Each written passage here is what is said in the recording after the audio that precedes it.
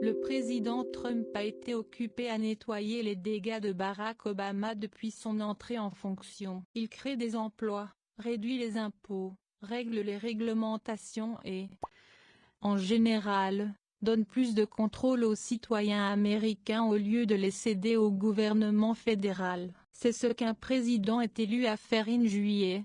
L'administration Trump a annoncé qu'elle mettrait fin à ce qu'elle considère comme une règle illégale de l'époque Obama qui permet aux syndicats de collecter les cotisations des subventions publiques destinées aux travailleurs de la santé à domicile, y compris les aidants familiaux. Il agit comme une caisse noire de facto et maintenant le président Trump prend des millions de dollars qui sont dus à ces travailleurs au lieu des syndicats.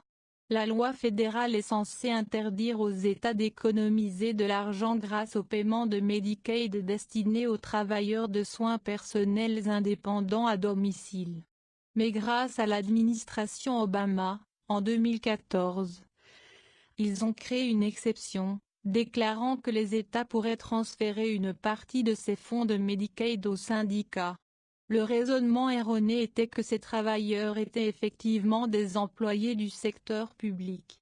C'est une portée et, à mon avis, non légale ou morale.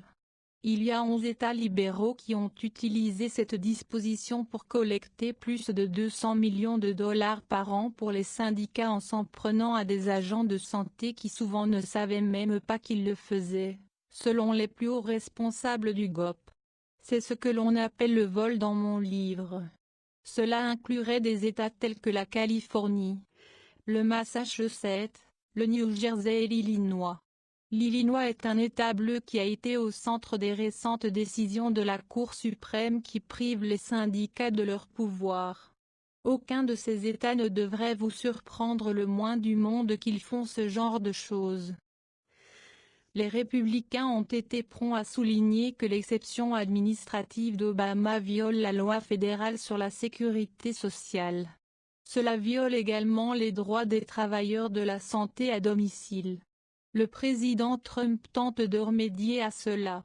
Sa décision signifie que les Centres pour Medicare and Medicaid Services, CMS, ont déjà entamé le processus formel de proposition d'une nouvelle règle pour annuler la réglementation Obama. La loi prévoit que les fournisseurs de Medicaid doivent être payés directement et ne peuvent pas détourner une partie de leur paiement vers des tiers en dehors de quelques exceptions très spécifiques, a déclaré Tim Hill, directeur par intérim du Centre Medicaid et CHIP Service. Déclaration.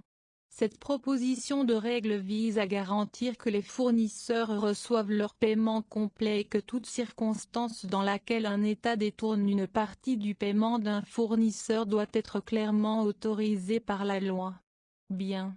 Les républicains ont longtemps cherché à mettre fin à la règle de l'ère Obama, que beaucoup considèrent comme contraire à l'éthique et illégale.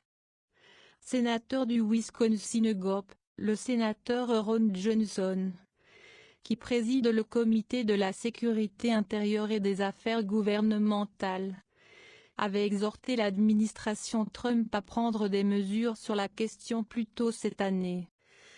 Johnson a publié une déclaration qui proclame en partie qu'il continuerait à surveiller le financement de Medicaid lui-même.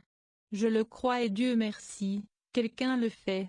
Les cotisations syndicales détournant les fonds de Medicaid des personnes même que le programme est censé aider, a déclaré Johnson, oui. Je félicite l'administration Trump d'avoir pris les premières mesures pour maîtriser cet abus. Mon comité continuera à superviser la gestion des fonds Medicaid par la CMS afin que les contribuables américains puissent avoir confiance que les fonds iront à ceux qui en ont besoin. En 2014, il y avait une décision de la Cour suprême frais d'agences syndicales parce qu'ils n'étaient pas des travailleurs du secteur public. Il n'a pas empêché l'écrasement illégal des cotisations qui a frappé le système. Peut-être que cela sera corrigé maintenant. Ce n'est que la dernière mauvaise nouvelle pour les syndicats.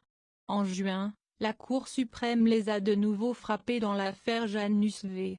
AFSCME, selon laquelle les agents publics non syndiqués ne pouvaient pas non plus être contraints de payer des honoraires d'agence syndicats du secteur public. Par Finest News.